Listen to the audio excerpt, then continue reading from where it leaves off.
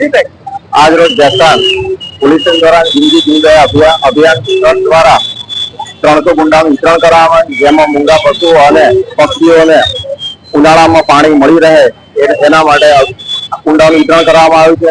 અને તમામ લોકોને નમ્ર અપીલ છે કે આ કુંડાનો સારી રીતે ઉપયોગ કરે અને બીજા આના વધારે ખરીદીને પણ આ મૂંગા પશુ અને પ્રાણીઓને પાણી મળે એ વ્યવસ્થા કરે.